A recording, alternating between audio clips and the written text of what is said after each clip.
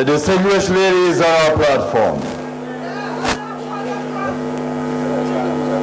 Sir Julian Hunt, our distinguished former chairman, Sir Vaughan Lewis and Lady Lewis. Women of Labour.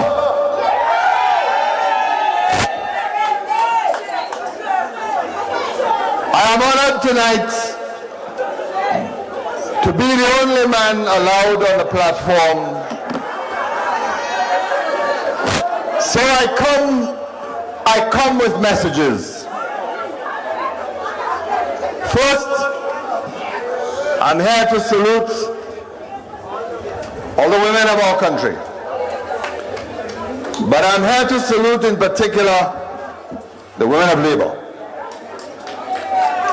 I have a message from the men of the St. Lucia Labour Party. They have asked me to say to you how proud they are of the parliamentarians, the lady parliamentarians who serve the St. Lucia Labour Party. They love them, they respect them, they honor them. They have asked me to say to all of you tonight that they too will work hand in hand with the women of this country to bring equality, to bring justice, to bring fairness, and to deal with the evils that confront the women of our country.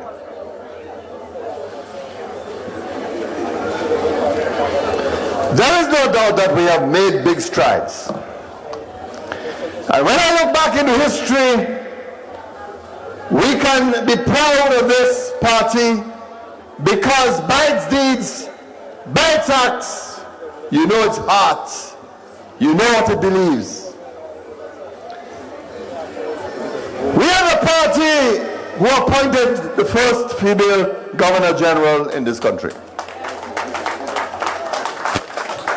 And as I turn to my right, there is Emma, the first lady to be the National Insurance Director. And then what a tenure Emma had, because she brought changes to the NIC that today has ensured the viability of the NIC, a courageous woman.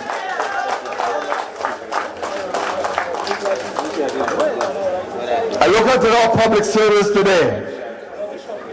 There are 20 permanent secretaries in the public service, 20 of them. Of that 20, 10 are men, 10 are women. The advances have been made under the St. Lucia Labour Party. Both political parties have had giant women. I believe the United Workers' Party will tell you that perhaps the most important woman to have served them was the deceased Geraldine Rock. We remember her tonight, but as we remember her, we too must remember that Geraldine Rock, in her latter days, to the end of her days, she decided that the right party to support was the St. Lucia Labour Party. And we were pioneers. When I look back into our history, we were never afraid to bring women on the front line. And tonight, as I drove up here, my mind turned to Mrs. Miller, who fought for the women of the St. Lucia Labour Party when that party was in the wilderness. We are today what we are because of you, the women of Labour. And every parliamentarian in the Labour Party will tell you that I've told them that none of them can win elections in this country if they do not have women at the heart of their campaign. The women are energetic. The women are passionate. The women are loud. The women know how to communicate. The women know how to convince, how to persuade. And the women know that they can give of their best if you treat them fairly, if you treat them equally. I salute you tonight. But I want to talk to you about three things that has been on my mind in recent times. As a man tonight, I want to share with you some thoughts on this troubling issue of rapes in our society. And I want to make it clear that the women of this country will not be able to win this battle if we men do not change our beliefs, our attitudes, our views about rape in our society. You need to understand that rape is just not a criminal offense, it is an act of violence.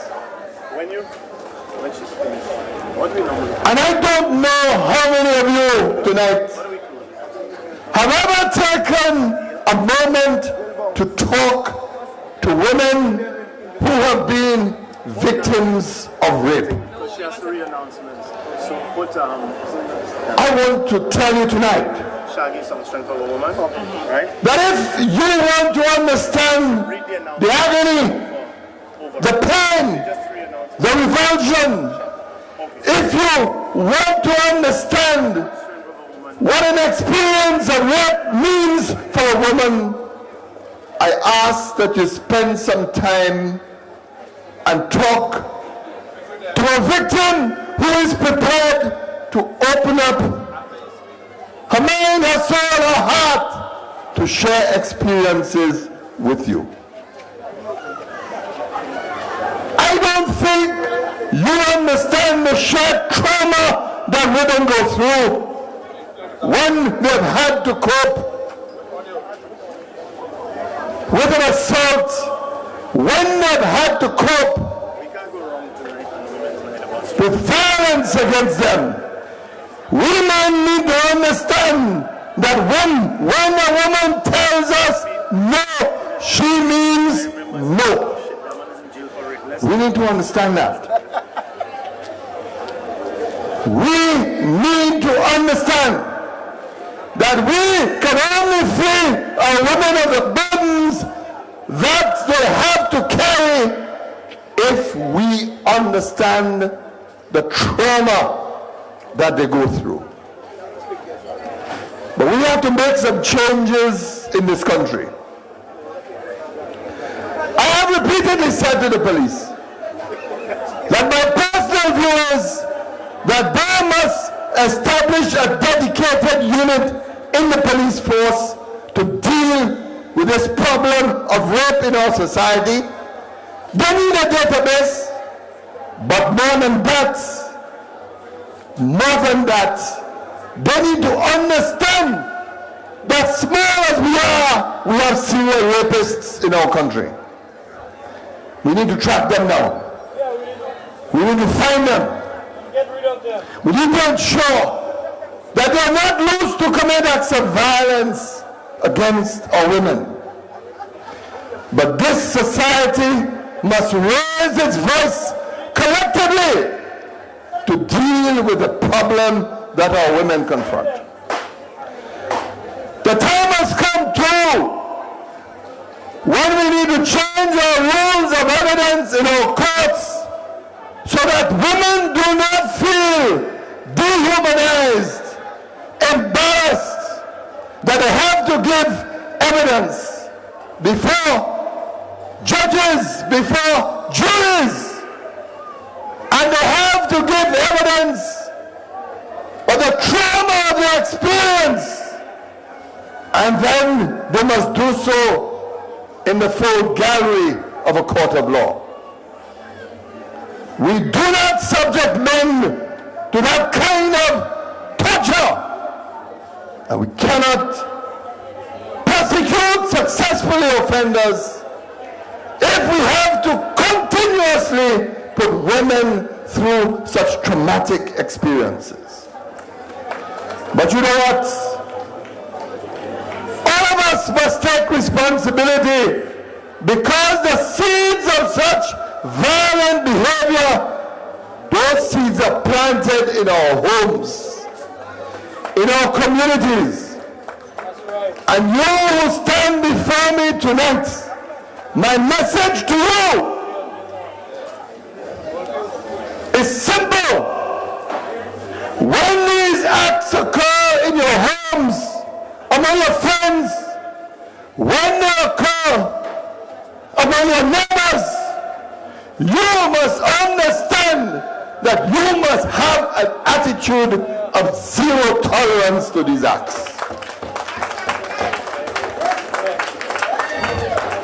It has to start from our homes. But as it starts from our homes, we have to build a consciousness. And so tonight, my message to you is this: let us never give lip service. Let us not give lip service to how abhorrent what they do in our society. I say, join our women, fight it, and rid our society of such acts. The second thing I want to talk to you about tonight is something that affects our women daily. It is this matter of maintenance, of men taking responsibility for their children. The time has come for us to take a hard look at the law that currently exists. The law says that an errant father is required to pay $200 per month for the maintenance of a child. That has been in existence for years. But let's be realistic. Times have changed. But that's not the approach that we should be using to these matters. I accept without hesitation that there are men in our midst who are unable sometimes to maintain their children. They want to, they cannot, because sometimes they are victims too. They are unemployed, nowhere to turn, no source of income. And I don't know whether the best thing is to incarcerate people who have no means of income, put them inside a jail for months where they cannot work to get the income to assist the very children. I don't know. But one thing I can tell you is that the time has come for us to change how we determine a woman, a mother should be supported in bringing up her offsprings. And for that reason, perhaps, we need to look at what you call a means test, to look at the means of the man, the means of the mother, and then determine what really is a realistic maintenance. It will be the responsibility of the Labour Party to look at this law again to ensure that there is far more equity and fairness in the law, that our children are looked after and they are not left destitute by errant men who refuse to live up to their responsibilities. Finally, because I'm told I have to be brief, I want to touch a matter that is hurting you. It's hurting Alvina. It's hurting Bamano. It's hurting the country. I want to touch on this matter of suicides. It is rare that politicians will choose a political platform to talk about those issues. But tonight I want to touch it. I want you to understand that when someone decides to take his or her life, that individual leaves behind a legacy of pain, leaves behind a legacy of trauma, leaves behind a legacy of confusion and bewilderment, because you ask yourself, why did he take his life? Why did she decide to bring an end to her life? Can it happen again? The trauma is not just the victim, but the trauma is the entire family surrounding that person. They're hurting. They're in pain. And part of the problem of our country, we do not know how to love again. We have forgotten how to love one another. We have forgotten how to take care of one another. You know, it is usual in this society to blame all kinds of things to explain a suicide. I've heard them. They also tell you, well, the person is unemployed, the government making things hard, but then all of a sudden you have somebody who's employed, who's in business, yet they commit suicide. You've had some of the most brilliant minds in this country who have committed suicide. Harold Simmons, someone whom we just recognized posthumously by giving him a St. Lucia cross, died many years ago. He decided to bring an end to his life. And when he brought an end to his life, the St. Lucia then, no Catholic church or no church would accept the body in a church. And the tragedy of Harold Simmons was that his friends had to come together to bury him, to buy his coffin, prepare his coffin, and bury him. We have come somewhere because people are now beginning to understand the phenomenon of suicide, because sometimes we do not understand that persons who commit suicide are deeply ill, medically ill, because they are suffering from something called depression. In fact, I was looking at studies out of the United Kingdom, and the United Kingdom has one of the highest rates of suicides in the world. And what the researchers were saying is that a high number of persons who are committing suicides have suffered from one form of depression or another. So the explanations are never easy. They leave us in bewilderment and pain. But there are things that you can do, that I can do. You have to begin to care for those around you. When one of your neighbors retreats, becomes pensive, self-absorbed, gives up everything around him or her, that's the time to reach out and touch the person. If you can do that, you might yet save a life. Don't pretend that it is the victim's problem, that it is the afflicted's problem and not yours. Because a suicide says as much about the victim as it says about our own society, we have to learn to be a little more loving.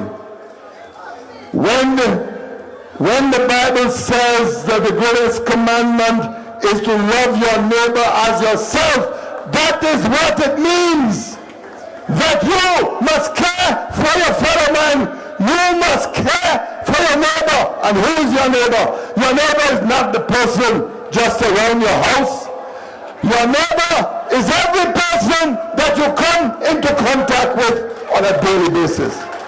Your neighbor is a person whose behavior you affect. Your neighbor is a person, if you do the wrong thing, you will hurt. If you do the right thing, you will hurt. And my message to you tonight is this. We have to create a more caring society. We have to create a more loving society. Just like you say, we must join our women in the fight to deal with the rape issue in this country. Give them the respect and the support that they need. Just like you see that we have to look after our children by making sure that we have laws of maintenance that make sense, then it must also be the case that we have to be our brother's keeper.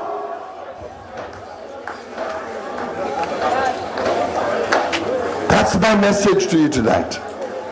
That you have to learn to love your neighbor. But you know, you're right. You have a question you can ask. You can ask the question, who is best able to take a message to the people of St. Lucia that they can build and construct a society of fairness, of justice?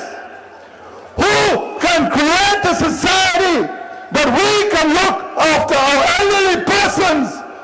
Who can create a society that can look after our children? Make sure we give them the greatest opportunities that are available.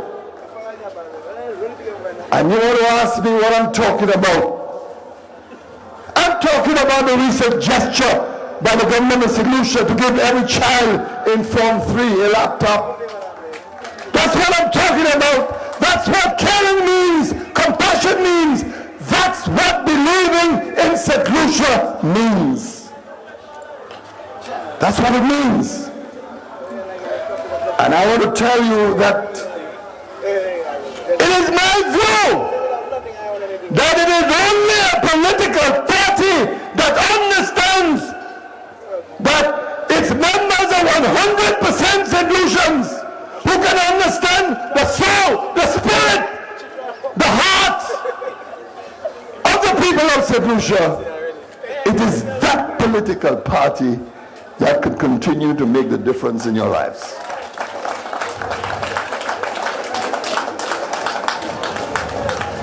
And that's what governance is about. Governance is about touching people's lives, making a difference. It is about giving them help. It is about giving them opportunity. It is about taking care of their needs, lifting their spirits. It is about loving each other, taking care of your neighbor. It means all those things. And so tonight, I want us to join the march. Let's hold hands on the stage. Come, let us hold hands on the stage tonight. And let us hold hands with our women. Let us give them the support that they need. Let us give them the confidence that they need. Let us remind them they're equal with us. They're just as good as us. That there can be prime ministers, there can be ministers, they can head our institutions. Let us tell them that we believe in them and there's no future in St. Lucia without them. Peace be with you tonight. Again, I salute our women and I wish them honor and glory tonight. Thank you and God bless you. How this world was made. I wonder if God is a woman.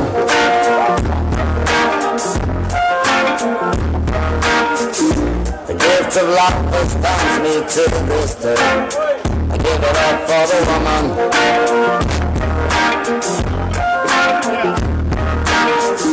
She's the constant wind that fills my sails. Let us put our hands together and thank the Honorable Prime Minister and leader of St. Lucia.